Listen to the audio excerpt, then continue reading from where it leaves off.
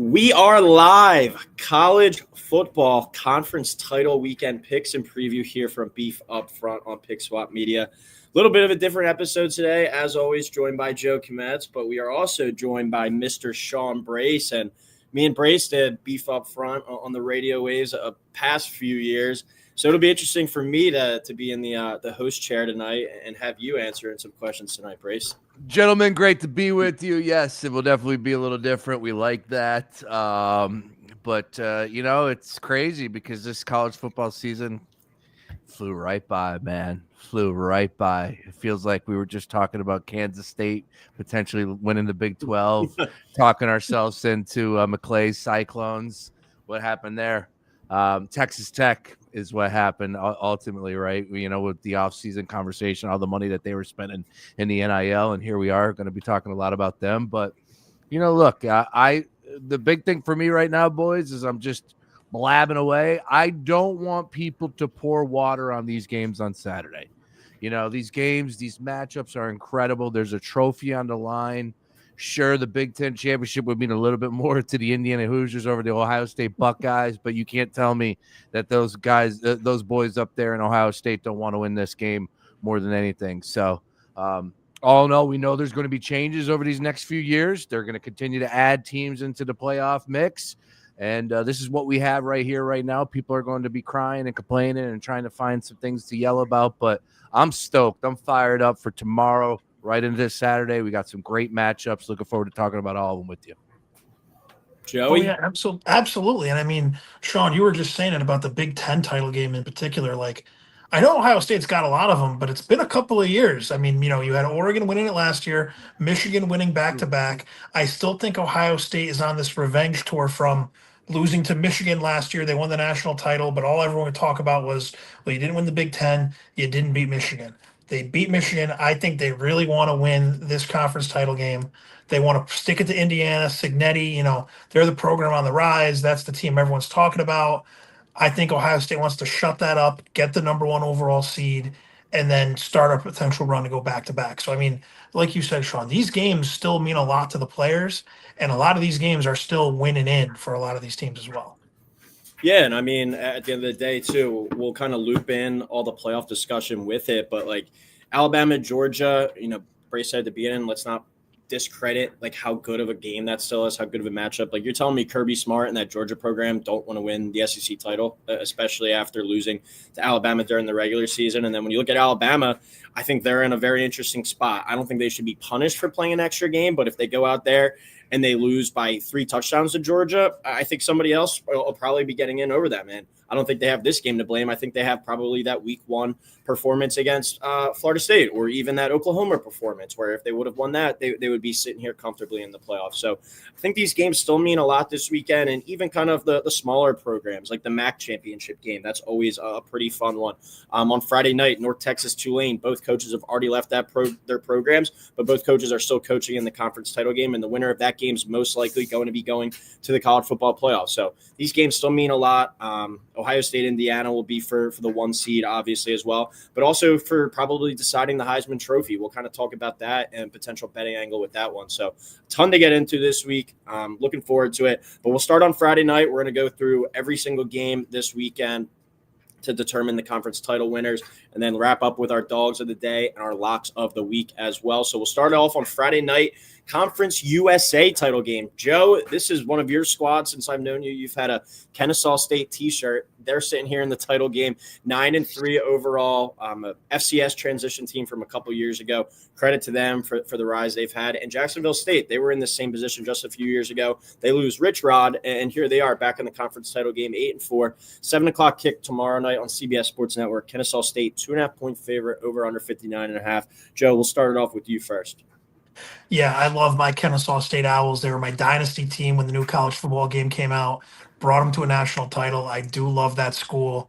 And since they started 0-2, lost at Wake Forest, those barbershops in Winston-Salem couldn't stop talking about the Demon Deacons. They got killed at Indiana. But since then, I mean, you finish your season 9-1. Their only loss was at Jacksonville State, where they'll be going again. I know it's tough. People talk about beating a team twice in college football, but the fact that they're going back to Jacksonville, I think, is going to be tough. I am going with the Gamecocks here 28-21. I'll take the plus 2.5. I'm going to go under 59.5. I feel like that's a little bit of a high total. So I'm going with the under there. That's probably what I'll play more so than the spread either way. But I am going to go with the Gamecocks knocking off my Owls, unfortunately. Brace?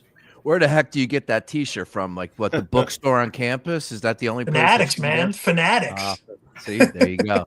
All right, full disclosure, there's going to be 2 games that I'm really not going to be able to give you much on. This is one of them. As you'll take, if you pull up our conference championship preview picks here, I went with just the complete opposite of Beef. So I can't wait to hear his breakdown. He's got Kennesaw State 33-30. I got Jacksonville State, Jack State 33-30. So I'm going to take the opposite on Beef on this one. Why are you backing Kennesaw, though?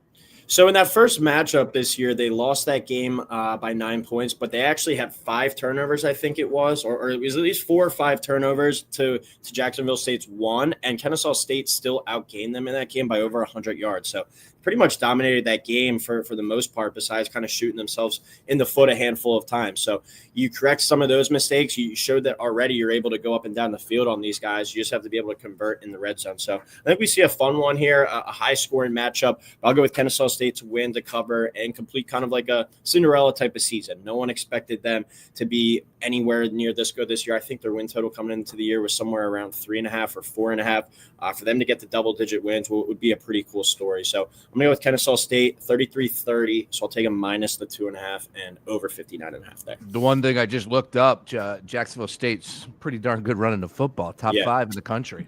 Yeah, they've been, ever since Rich Rod last year, they've been really able to run the ball. And I've been surprised by that, because in those FCS teams, it takes a couple of years to transition and get some FBS quality players, and they've really been able to do it over the past few years. So that's going to be something to watch. Are they able to kind of bleed the clock? That could hurt Kennesaw State, a team that I think likes to go up and down a little bit more. But we go to Friday night too.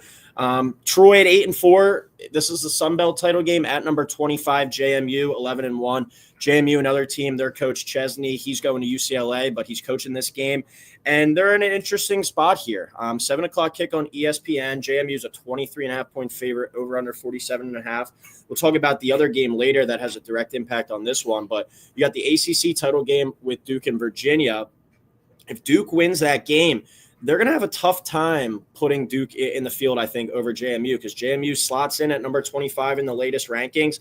And if Duke wins their game, they're only 8-5. And I think they would probably lean towards JMU. So this is a scenario, if you like JMU, I would definitely encourage you to take the spread, because I think they're going to have their foot on the gas the entire time, try and win that game by 40 points and leave no room for error if Duke wins it and allows them to get in the field. So, Brace, we'll start off with you. Thoughts on this matchup and just the overall situation, too, with allowing their coach to coach. And are you a fan of that?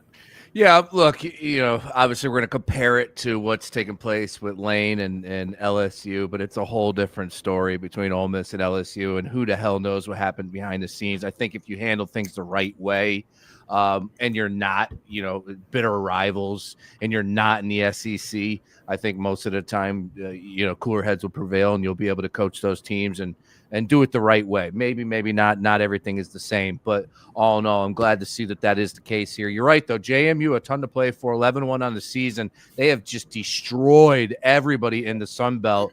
50-plus point wins against 4 Sun Belt opponents this year. Just incredible season that they had.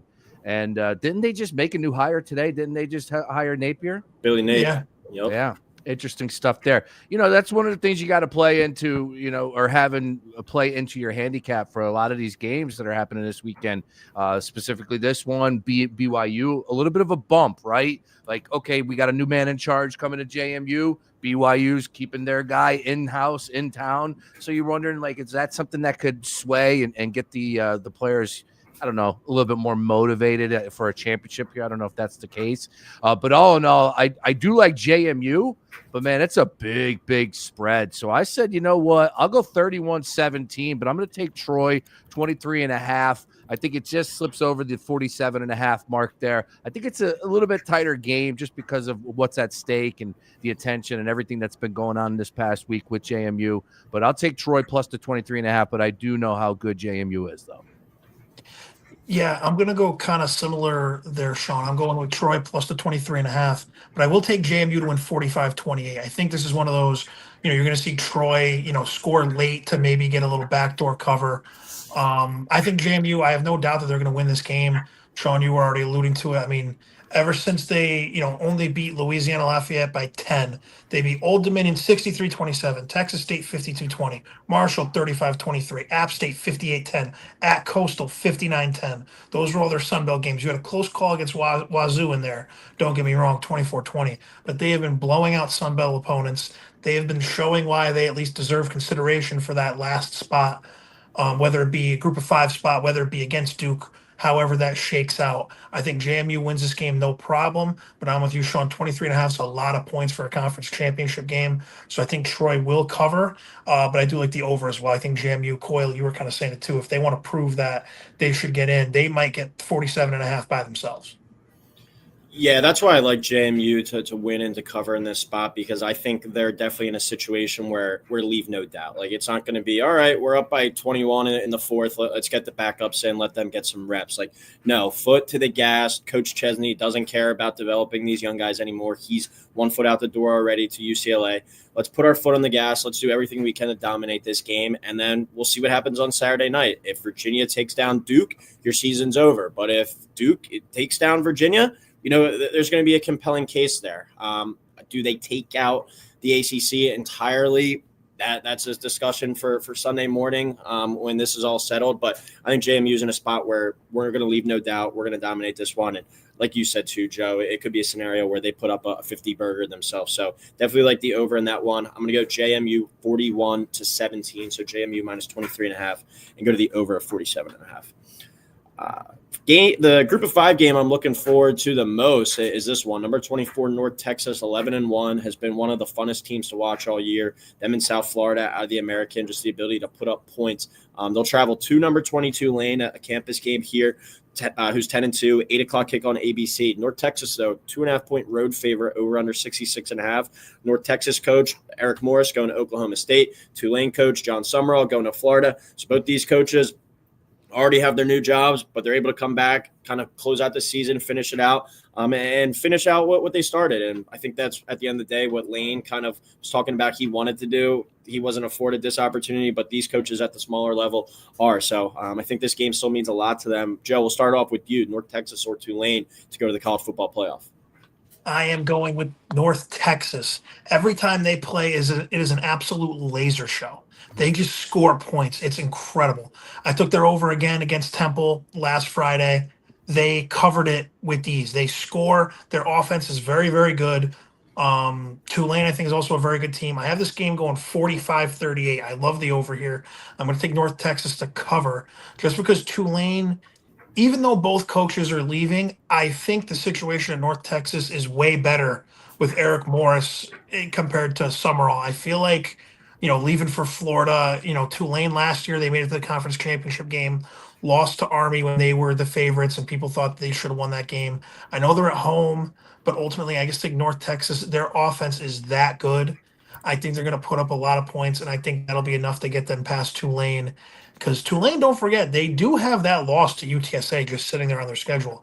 I know they're the higher ranked team, but I'm not fully sold that they should be higher ranked than North Texas. I think North Texas wins this game. Like I said, I love that offense. I really hope that none of the players start to leave before the playoff. I hope they all kind of stay, because I'm not saying they're going to go win a national title, but I would like to see that offense fare against one of these Power 5 schools. So I think North Texas wins this game and locks up their playoff spot. Because at the end of the day, if you go between North Texas and JMU, if they win, they're going to use this ranked road win to really help bolster that resume. So I think of North Tech, this game is a playoff game through and through. Whoever wins is definitely in my opinion. And I think that's going to be North Texas.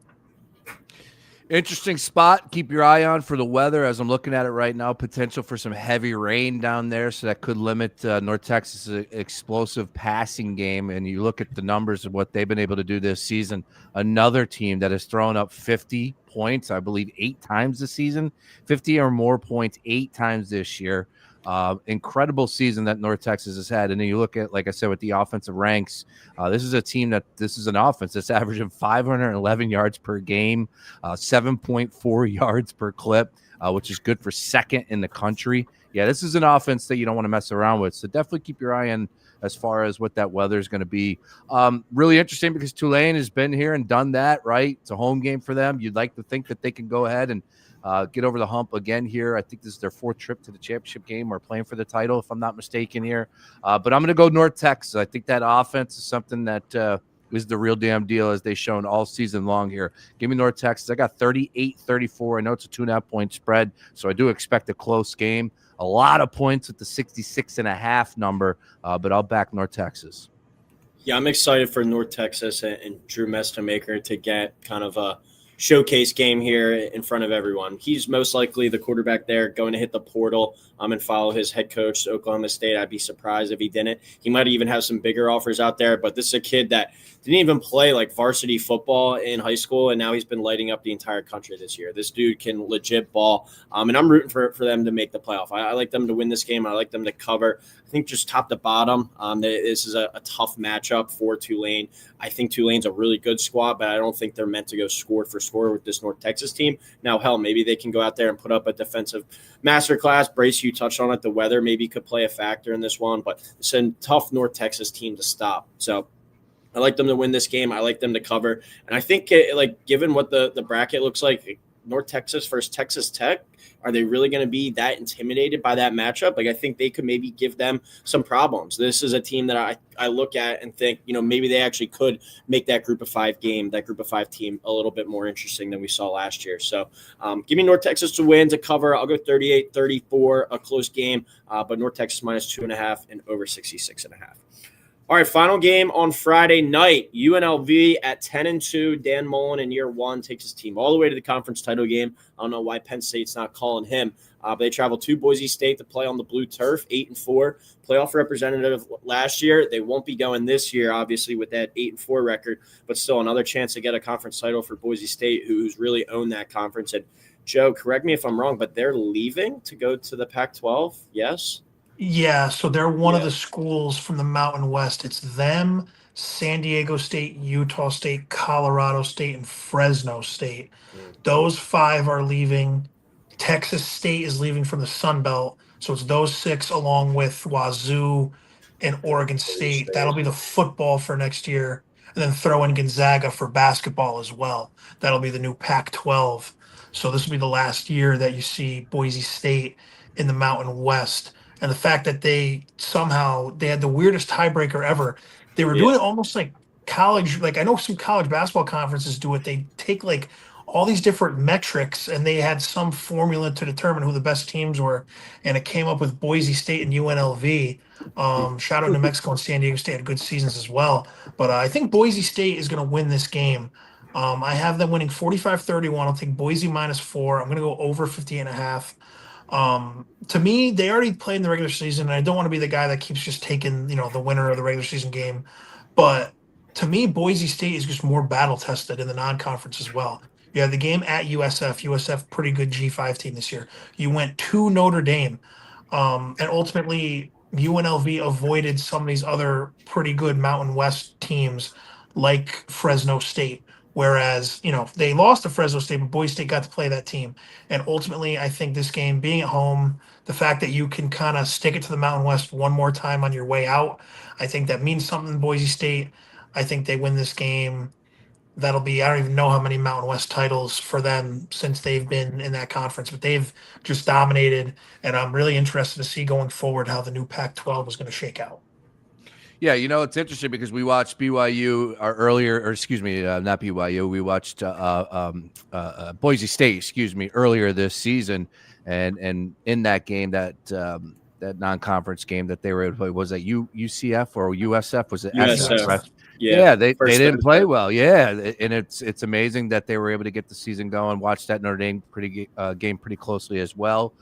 So here we are. No surprise that Boise State is in it, but again, I just remember watching that game going, Boise State not as good as they were last year. That's for damn sure. And of course, we remember how good they were with Genty. But this is an interesting spot because I am a Mullen guy. I've been watching UNLV closely this year. Love the offense. I'm totally with you, Beef. I think that Penn State should pick up the phone at this point in time. Desperate times, you got to do some desperate things, and Mullen would not be a bad out if they were to pull him in because that man knows offense. They sling it down there, and I know that they already played. A matter of fact, Boise State has won the last 9 straight against UNLV. Now, that doesn't really matter, dating all the way back to the 70s. But all in all, this is a game that Boise State comes out on top. I'm going to back the running Rebs here, though. This is one of 4 that I'm going against the grain here of what already has taken place this year. I think it's a close game. Give me the under 58.5, but give me the Rebs 31-27. UNLV comes out on top. Yeah, I'm rolling with UNLV as well. I like them to not just cover that 4, but I like them to win this one, make some noise. This was a really good matchup last year. Like UNLV was, if they had beaten Boise State, they probably were going to the playoff last year. They have a new head coach and a really different roster, but I give Dan Mullen a lot of credit for what he did there this year because he came in, UNLV's coach went to Purdue. He took a lot of players with him. A lot of players ultimately hit the portal, but Dan Mullen kind of put a patchwork team together. And I don't know if you guys remember, I think they played week 0 against Idaho State, and that game was a real struggle, like down to the wire. And Idaho State is a not very good FCS team. For him to get this squad all the way to 10-2 in a conference title game, there's no reason why a major school didn't call him yet. And I don't know if he just basically said, no, I want to stay here for another year. Hell, they might be paying him pretty well out there in Vegas, but it's a scenario where that's a guy that should be coaching at the Power 4 level. And I think if it's not this year, it's going to be next year. So I like Dan Mullen to get a big time win here, get at least one conference championship win during his time at UNLV. And kind of end Boise State's run there, leaving this conference entirely. Boise State has been the king of that conference, has ran that conference, but all good things come to an end, and I think it happens here. So give me UNLV. I've been going chalk so far. Give me an upset, 30-27, UNLV +4, and just under 58.5 there. All right, let's get to some big boy games now. We'll start on Saturday afternoon at noon on ABC. Huge playoff implications in this one. Number 12, BYU at 11-1 versus number 4, Texas Tech, also 11-1. Texas Tech dismantled BYU in the regular season. For BYU's only loss, Texas Tech's only loss was to Arizona State, who, as we know, playoff team last year, dealt with a lot of injuries this year. So I don't really think that's that crazy of a loss. But Texas Tech, a 12.5-point favorite here. Pretty big number, over under 50.5. Texas Tech, regardless of the result of this game, will be in the playoff. BYU, though, is in a precarious situation. They're a team that isn't in the playoff as of today, but they're not going to be going if they lose this one either and basically get punished for playing this extra game. So where do you guys kind of, sit on that side of the fence in terms of the debate? Like, should BYU be punished for this, or should they just be able to get rewarded and gain some ground in the spot? We'll start with you, Brace, and give me your pick as well. Yeah, it's they're making it up as they go along here. We know it. It seems to be the way it was last year to a point, but I just remember them saying, "Oh, you're not going to be punished for playing in a championship game." But I don't see how that will be the case this weekend. We'll see how it shakes out. A lot of results up in the air.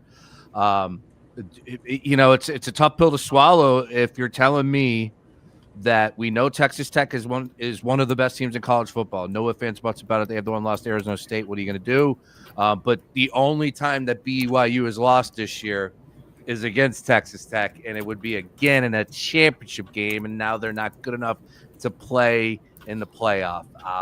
There's going to be teams that miss out. We know it, and that's the case this year. They're going to expand it coming up here, probably maybe next year, the year after, who knows? And then we'll find ways to complain about that. Could it be BYU missing out? Possibly. I'm going to say this one, though. I loved BYU this year. I wasn't all that surprised in that game against Texas Tech. I had a bad vibe in that game on the road at Texas Tech. I believe it was a noon start. It just did not sit well with me, and I was back in BYU, and I wasn't shocked at the result. This time around, neutral site, a whole different ball game. Oh, by the way, a little bit of a bump with BYU remaining, retaining their coach, I keeping think that's everything. big. Yeah, it's huge, man. It's huge because those boys are all fired up and they're playing for something right now. And oh, by the way, we know that Texas Tech is going to be in the Yeah. college football playoff. BYU win and you're in. Give me the upset here, baby. I'm taking BYU money line 27-23. Has to be a low scoring game. Texas Tech got after them early in the first quarter, threw 10 points up. They were able to run the football over them. A couple mistakes, if I remember that game correctly, by BYU. But Texas Tech was a better team. I believe it's the neutral field is going to be a huge difference this on Saturday. Give me BYU. Plus 410 on the money line there. Big stat. Plus the points, man. That's way too many points. That's disrespectful. I will say I do love BYU plus the 12.5, but before I get into the game, I'll just quickly touch on like the playoff implications of this game. I just think the committee screwed up by putting BYU where they are. Because if you look at the bracket, like if you did it today with the conference champs all in their place, BYU is the first team out. So how the committee is going to look at it is technically they're not getting punished if they lose this game because they weren't in the first place. Listen, I love Notre Dame. I think BYU should have been ahead of Notre Dame. The fact that you have a win against Utah, who's 15th in the country, Arizona, who's 18th in the country. That game, it was at Arizona, and they beat Utah at home, and that's a big rivalry game. They moved Bama up over Notre Dame because they won their biggest rivalry game. Well, Utah's biggest rival is Utah, who's ending the year at 15 in the country. I think they should be credited a little more for that. Their only loss was on the road against the current number 4 team in the country. That if Texas Tech wins, will probably end up going up a spot because of what I think we'll get into it later. The loser of Ohio State, Indiana will probably drop to like the 4 spots. They'll still get a bye. But you're telling me that if BYU were to lose, which I think they're going to lose a close game, I'll get into that in a second, they should still be in. I still think their resume is better. You want to talk about good losses, like with Notre Dame, that's one of the best losses you can have to the number 3 team in the country on the road and then a neutral site game. Obviously, if BYU can pull off the upset, they don't even got to worry about the at-large talk. But I just think the committee kind of did them a disservice ranking them where they were. Like if they were ahead of Notre Dame right now, I would almost be willing to say that the playoff field was set because even if they were to lose by 50, I don't think you can justify dropping them out, kind of like with Bama, which we'll get into later. But going back into this game, I'm going Texas Tech close, even though every bone in my body wants to pick BYU outright. I'm going to take them plus the 12.5. Texas Tech just looks the part of a legit team this year. They don't look like your average Big 12 team that's, scoring a lot of points, and we'll see what happens when they get in. Texas Tech looks the part. The money that they spent shows. Their O&D line looks like a legit top of the line offensive and defensive line that can compete. I am going with Texas Tech here to win this game. I think they're going to leave no doubt because as much as, we're talking about BYU trying to get in the playoff, Texas Tech doesn't want to go into the playoff being like, oh, well, you're a fraud. You lost to BYU. And Texas Tech, if they lose, they're number 4 right now. Who knows how the committee will look at it?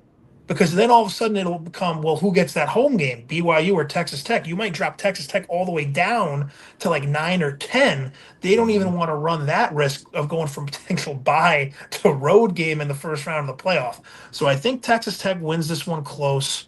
And that's no shot at BYU. I think they're a very good team. But ultimately, I just think Texas Tech, that oil money that they use to buy their team, I think that's going to pay off. And I'm going to go with the Red Raiders here. I want to ride with you guys and think this BYU team has a shot, but I just can't get myself around to it. Texas Tech, all 11 of their wins this year by double digits, and not just double digits, all 11 of those wins are by 20-plus points. And some of these games are 30-plus wins or 30-plus points, 40-plus points. It's a team that just when they have you down, they keep their foot on the gas and they beat you to the buzzer as the washing machine just went off.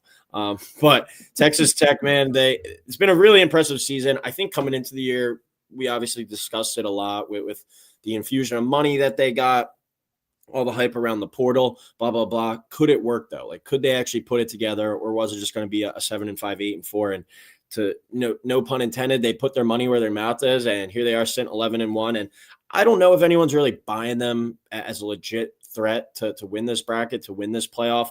but you put yourself in a really good spot if you get the bye here, and all they have to do is go out there and win this game, and they definitely secure at least a top 4 spot. So I think they're in a spot where they do what they've done all season. They win this game, they cover the spread, and we see them in the bye. And hats off to them for kind of giving other programs hope, like giving a team from the ACC, like a Duke, a hope, like, all right, or a Northwestern, like Joe, we talked about before, like who's the next team to really have this kind of model, bring in a guy with a ton of money and basically say, I really care about this program, I really care about this school.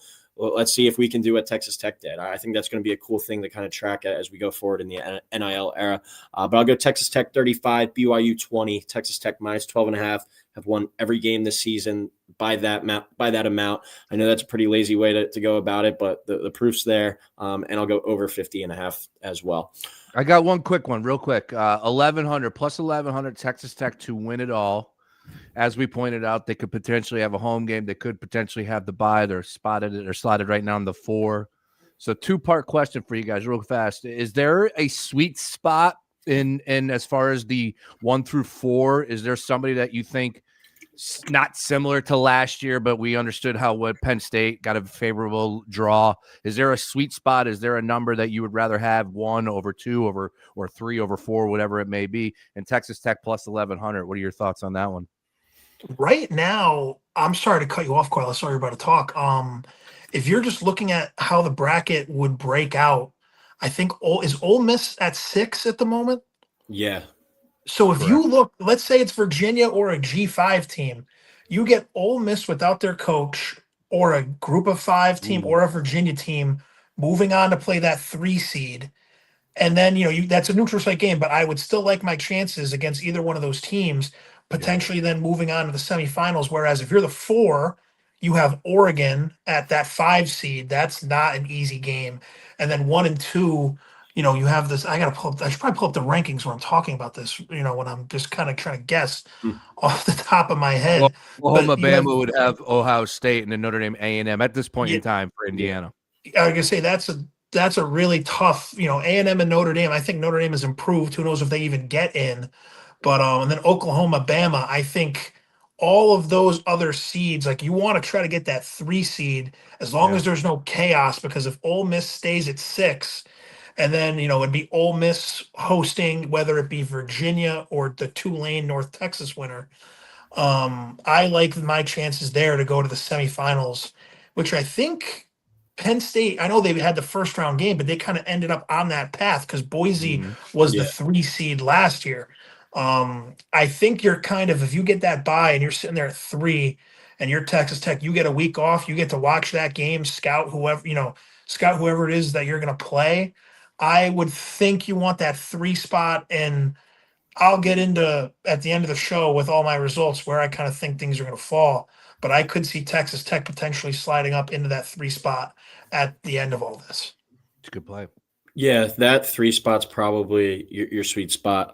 But something's going to happen this weekend that we're not expecting that throws everything off. Like just the matchup we just talked about. Like if BYU wins, okay, they're definitely in. Then we have a bunch of reshuffling. Like it's going to be a discussion that you have to rehab next week. Like does Alabama get blown out by Georgia and they completely fall out? A lot is still to be had this weekend. So I don't think I'm buying Texas Tech as a national title team. Like I wouldn't be surprised if they lost that second round game, if it were to like an Oregon, just because we really haven't seen them, venture out. They didn't venture out really and play anyone outside the conferences here. Arkansas, Pine Bluff, Kent State, Oregon State.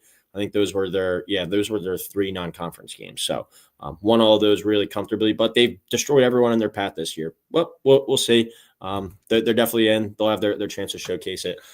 Quick hitter here. We'll go to the MAC title game. Miami of Ohio at 7-5 versus Western Michigan 8-4. This one up in Detroit at Ford Field.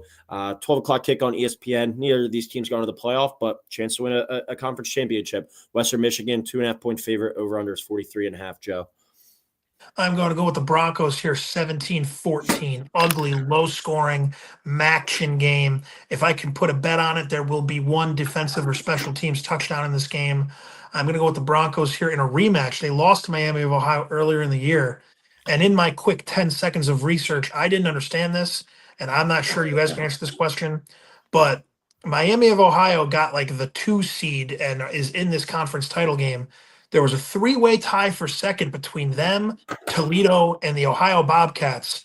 Miami of Ohio lost to them both and is somehow in the MAC title game. Don't know how that works, but I'm going to go with Western Michigan. They lost to them earlier this year. They're 4-0 since that game. I think the Broncos get revenge and win the MAC title. I'm going to ride with Beef on this one. We're taking Miami of Ohio. We got them 23-20 over Western Michigan. And Beef, why are we taking that? I just know kind of history. This Miami of Ohio team's kind of been there, done that in this conference before. Just checking something real quick. Is Gabbert still playing quarterback there? I feel like he's not. They actually had Daquan Finn as their quarterback. I forgot about that. He was at Toledo and then he was at Baylor, but then he quit on the team like in the middle of this season. So interesting situation there, but I'll go with Miami of Ohio just based off kind of history. Haven't really watched much of these teams, but I will go with the under. I like the under in this one. This is usually a lower scoring conference title game.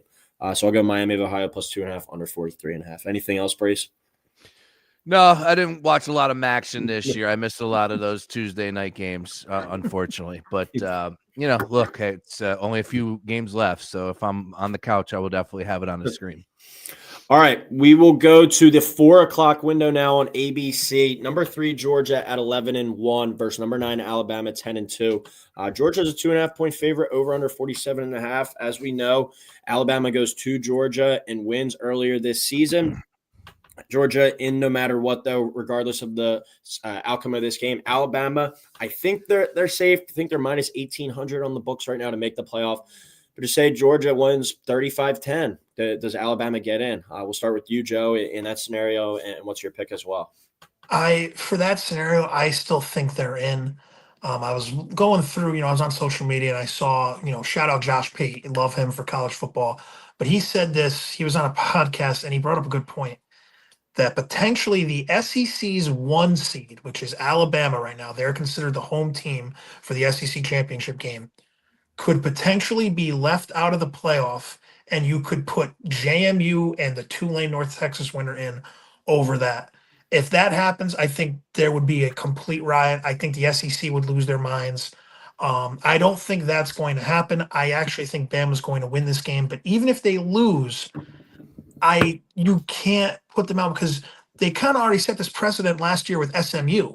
SMU loses to Clemson. Their resume as a whole wasn't really great, and they actually kept them slotted ahead of Alabama. And Bama didn't make the playoff last year. SMU got that last spot. Penn State played them. The rest is history. But I don't see them. The only thing I could see happening is they drop Bama to 10, and then Notre Dame move up ahead of them. I could see that happening if Bama were to lose. Like I said, I think Bama's going to actually win the game, but I don't see them dropping them out because if you put Bama from 9 to 11, especially if BYU loses, and I was going to say they're the biggest Texas Tech fans on Saturday. Yeah, because if BYU wins, then it's going to come down to, okay, well, you lost, so does that just mean Notre Dame gets kicked out, or you lose the game. Notre Dame didn't do anything. They're 10-2 now. Bama would have a third loss. I know it would be to Georgia, which you already beat, so you can make that argument. But the one thing that's killing Bama, and all these Bama fans get upset, that Florida State loss week 1 is still one of the weirdest results. I feel like it's not discussed. Yeah, and I know it's week 1, and you want to make the argument if those games matter as much. All the games should matter. I'm a Notre Dame fan. That loss to Miami should matter more. That's a bad loss that's sitting there on your resume. It'd just be like for March Madness. If there's a team earlier in the year that has a really bad loss, you're going to look at that if they're on the bubble, like, hey, they lost, to Drexel earlier in the year. That would be a tough loss.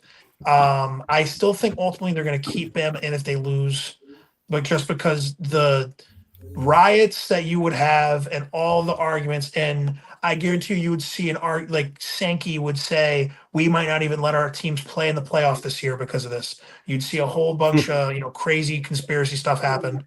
Ultimately, I am going to go with Bama winning this game just because I think Kirby Smart has an actual Alabama problem. I think they're the better team. I thought they were the way better team earlier this year when they played, and Georgia, for whatever reason, couldn't get it done against Alabama. in Atlanta. I would like to think they are going to win again. I think they should win. I think on Saturday, I'll probably end up betting Georgia -2.5. But right now, I'm going Bama 28, Georgia 24. I'll take them plus the 2.5. I'm going to go over 47.5. I'm going to stay away from the total. A lot of these totals this week, I just don't really have a read on, besides the North Texas one, where I'll definitely take the over. But I just think, we've seen Gunnar Stockton, this Georgia team. They're 11-1. Their only loss being to Bama. I don't know how Bama was able to beat them, because Bama, even against Auburn, I know it's a rivalry game, but some of these Bama games, they don't look like old school Alabama. There's definitely something missing. And I love Ty Simpson. He's had a great year. I think they're going to pull off the upset again, but it's like all logic in my brain and everything is screaming at me to take Georgia. That's why I'm taking Alabama again. I think this will be one of those results, Coyle. You kind of said something that we don't expect to happen is going to happen. I think Bama's just going to do it again, and it's going to be one of those. It'll be a close game, and you're going to be sitting there like, how are they doing this again? Yeah, look, we talked about that game at length in the middle of the season, and Georgia was 2.5-point favorites at home, and they ended up losing. And we said if these two teams meet up in the SEC championship game, there's no way that I would take Alabama to beat them. I would say that Georgia will get them in the SEC championship game. So here we are. Interesting spot though, because I don't think both teams really played well. Last week, Georgia Tech gave Georgia a run for their money, 16-9, I think was the final score, and then 27-20 with Auburn and Bama. So, you look at both of those games and tough spots, tough rivalry games, obviously, but I just think this is going to be a toss-up. I think it's going to be a tight game, and since we're running it back, in my opinion, I think Georgia is the better team. I think Alabama is one of the top 12 teams in the country, but for this one right here, I'm going to take Georgia. I will lay the 2.5, and I think that they win by double digits. Yeah, this is what I call a KISS game. Keep it simple, stupid. Georgia losing twice in 1 year. I don't think it's going to happen to Alabama. And Joe, you touched on it best. Alabama has definitely got the better of Kirby Smart historically. And nobody expected Alabama to go to Georgia and win that game either. But I think this game means a lot to Kirby for him and his legacy, I guess you could say. But like eventually you got to kind of dethrone Bama, and Bama keeps getting the best of you. You're not going to be able to say that at the end of the day. Nick Saban is going to be laughing over there in his grave one day that Kirby Smart can never really dethrone him as the king of the SEC. See if Lane Kiffin has anything to say about that. But I like Georgia to win this game. I'll take them to cover. I think, Joe, we've touched on it all year. It's a team that just finds a way to win each and every week. They're definitely not the best Georgia team we've seen, not the most talented, but they're really disciplined. They find ways to win, and they show up and make plays in the fourth quarter when they need to. Don't do anything fancy. Don't do anything flashy, but I like them to win this one and to cover there by the hook. I'll go 24-21 Georgia. So Georgia -2.5 and under 47.5. All right, final two games. You guys want to do Big Ten first or Big Ten second? I say we save best for last. All right. Yeah. We'll go with Duke at 7-5, ACC title game at number 18, Virginia 10-2, 8 p.m. kick on ABC. Virginia -3.5, over under 57.5. Ton on the line in this one. Virginia, they win, they're in no matter what. Duke, if they win and they have an impressive performance, do they get in over JMU? If JMU wins their game, that's going to be a debate come Sunday morning. I think Manny Diaz would probably even be one to say, like, this team probably doesn't deserve to be in the playoff sitting here at 8-5. But, a bulk of their losses were in the non-conference. They go and win their conference, they're going to have a seat at the table. They go out there, they put it on Virginia. Who knows? Maybe Duke is in the college football playoff as well. But a wild scenario that we're even here. Virginia, 3.5-point favorite, over under 57.5. I'll start it off with this one. I like this one to be a high-scoring one. These two teams just played a few weeks ago, and Duke had one of their worst offensive performances of the season. But if you look at their track record, if you look at what Darian Mentz has been able to do this year, that offense has really been able to light it up. And it's weird to say that with a defensive-minded head coach in Manny Diaz. You would think that's the strength of this team, but that offense can really score. Chandler Morris and this Virginia team has been one of my favorite teams to watch all season. That Virginia-Florida State game on that Friday night in September was maybe my favorite college football game I've watched all year. So I've kind of followed this Virginia team closely. I like them to win. I like them to cover, but I think this is a really entertaining shootout, and it comes down to the wire. I'll go Virginia 38, Duke 31. So Virginia -3.5 and the over of 57.5 Brace, what are your thoughts on this game? Yeah, look, I'm going to go to, the few times that I watched Virginia play this year, I came away impressed. They had a great season. And the Duke, I had a little bit more expectation in earlier this year. One game that I remember a lot is the game against Illinois, and they got lumped. I just think that Virginia is a better team. They're a more complete team. If you look at their rankings in the ACC, I think they're third on offense and defense, total yards. So for me, I just look at the fact that these two teams just played recently. I'm going to back Virginia here. And I know it's the favorite, a little bit yawn of a play here, but give me Virginia an easy one. Yeah, I'm going Virginia as well, relatively easy. I'm going 31-16. I think this game's going to be low scoring. I don't like to be Mr. Conspiracy guy, but I think this is going to be that game. Every 50-50 penalty call is going to go against Duke. I think the ACC is in a spot right now where they can legitimately be left out of the playoff if Duke pulls this game off.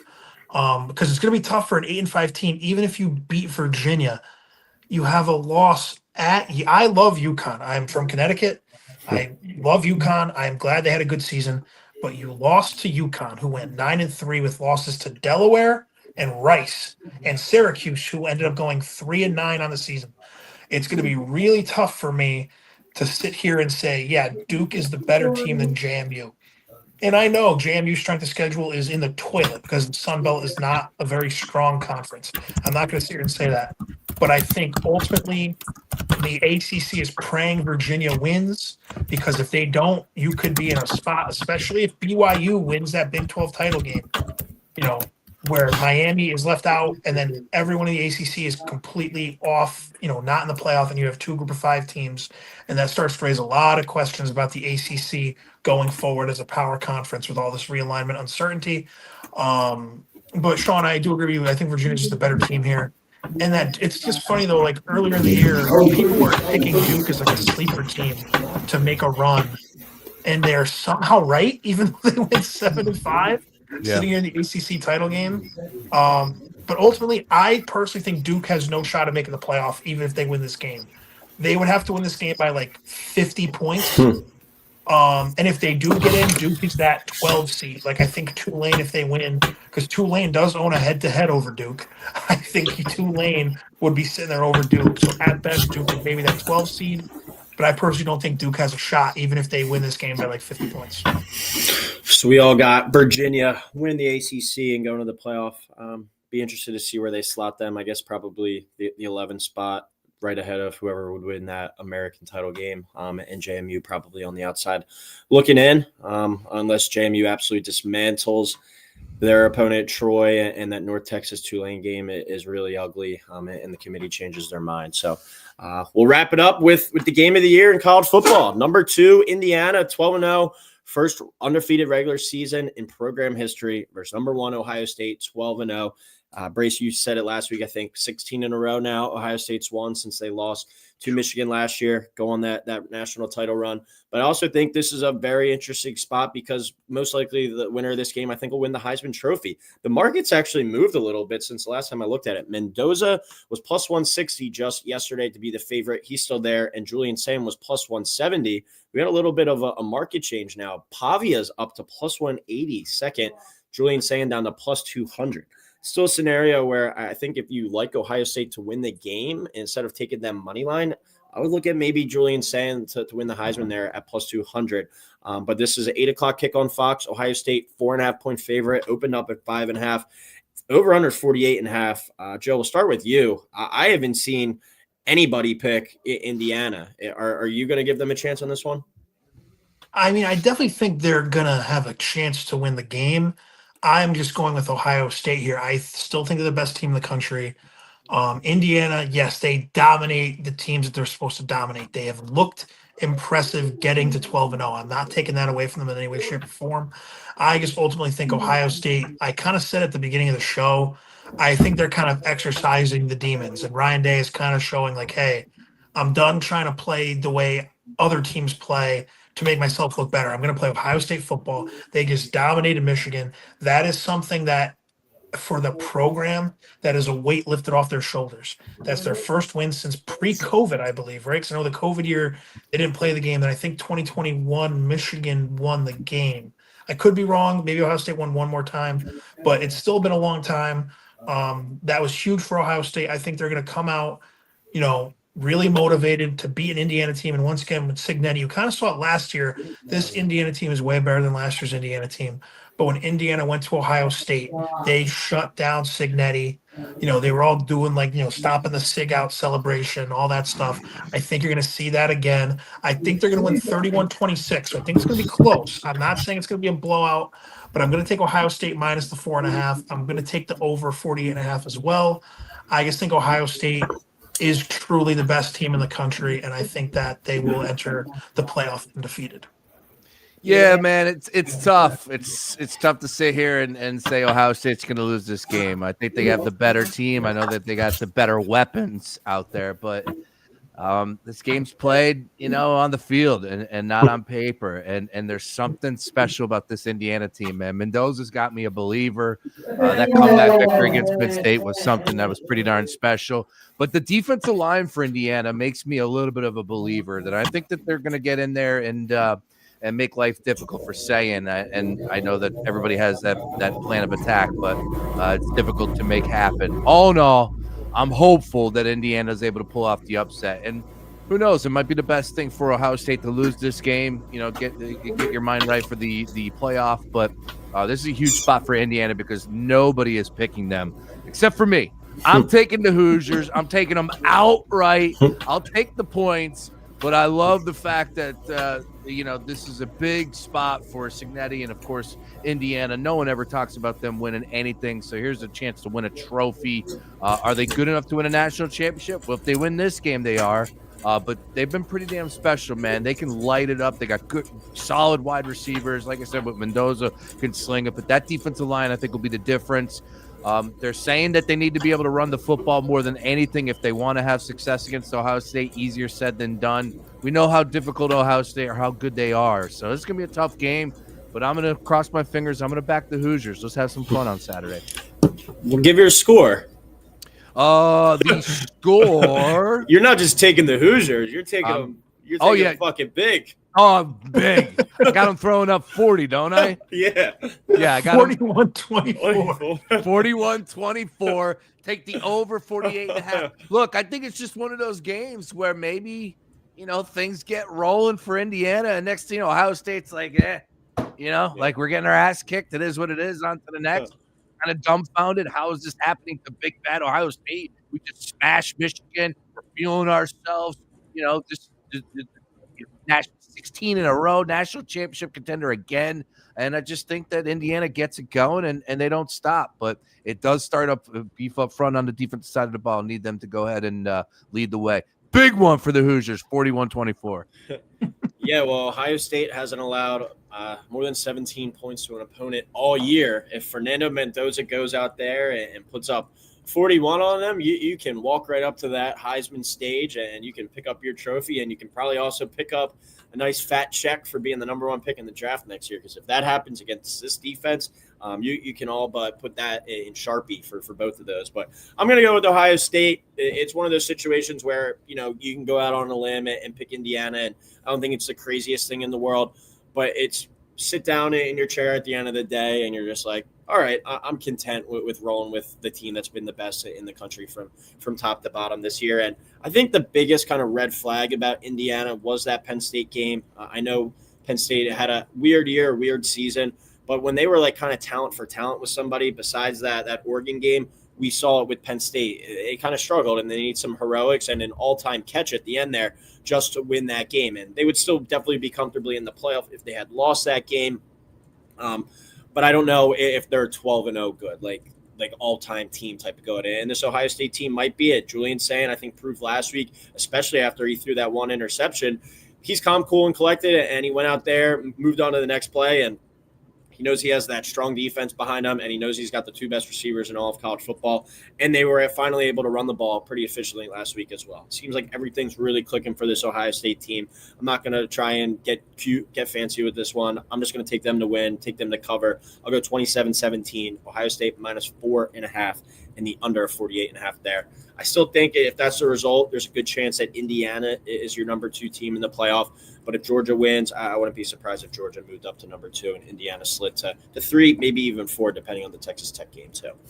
All right, finish it out. It's pretty wild that we're already here, Joe, but our final picks before we get to the playoff, which will be in a couple weeks, and time to finally start focusing on some college hoops as well. Had some great games this week. But we'll go with our dog of the day, our favorite underdog of the weekend. I'm going to roll with the MAC. I'll start us off. Miami of Ohio plus 2.5. I like them to win that one outright.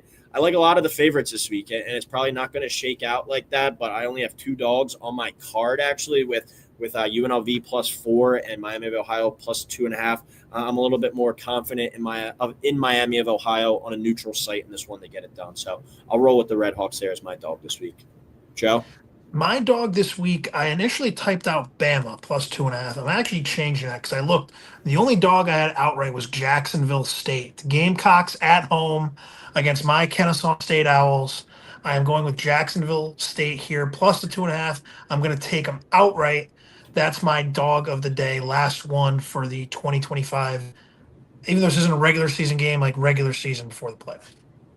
Yeah, I had BYU, and I'm going to pass on them for the dog. Leave that for the next question. Instead, I'm going to go with Indiana, man. Let's go with them. I'm going to back them here. Again, nobody is picking them. We know how that works out, and it's one of those spots that I just think they get it going here. So I will take the Hoosiers now plus 4. Interesting stuff there because that means a little bit of a movement, correct? If I'm not mistaken, in favor of the Hoosiers, which is surprising. Yeah, it's because no one's been picking them. I don't know how it's moving. Interesting how that happens. Yeah, give me the Hoosiers on that one, baby. I feel even a little bit better. Say it in my chest on the way out. All right, and lock of the week. I'm going to roll with Friday night game. Talked about it earlier, the Leave No Doubt game. JMU minus 23.5. I think if they're going to make any case to maybe even jump that American team, or if Duke winds up winning the ACC title game, JMU needs to put it on Troy and absolutely dominate them by 30+. I think they keep that foot on the gas all night. I like JMU minus 23.5 as my lock of the week. I am going to go with the North Texas Mean Green minus 2.5 as my lock of the week. I think I'm 9-6 on the season. Could have been better. I know I was 8-2 at one point, but I think North Texas does win this game. Even with the rain that might potentially be going through New Orleans, I like that offense. I think that'll be enough to keep Tulane at bay. So give me the Mean Green minus 2.5. 12.5 is too many, boys. I'm taking BYU here, and I just think that they got a little bit of a bump here. So my lock is BYU. I think it's the neutral side. I think it's going to be a close game, playing for a lot, playoff live on the line. And I know how great Texas Tech is, but I just think this is going to be a tight game. You learn a little something from that first matchup. It was a sluggish start. It was obviously just a crazy crowd down there in Texas Tech. Much different atmosphere, even though it's a sellout crowd, I believe, already, which shouldn't surprise people. But it's going to be a hell of a game. Give me BYU plus all them points. And you never take a dog if you don't think they can win outright. I do believe that BYU can. So give me BYU there, my lock of the week. And if you go over to DraftKings, Indiana, they only let the team total go up to 26.5, and you only can get that at plus 185. I think that's pretty wild. But you combine over 26.5 on the team total for Indiana and the money line plus 305, Brace. So you better be placing that ticket come Saturday. But thank you, everyone, for tuning in. Fun episode here with the fellas, breaking down all the conference championship games. Going to try and get a show next week to break down the bracket and preliminary looks there. And then, obviously, we'll be back in a couple weeks breaking down the entire field. So, as always, everyone, thank you for tuning in. Please like, please subscribe, and we'll talk soon.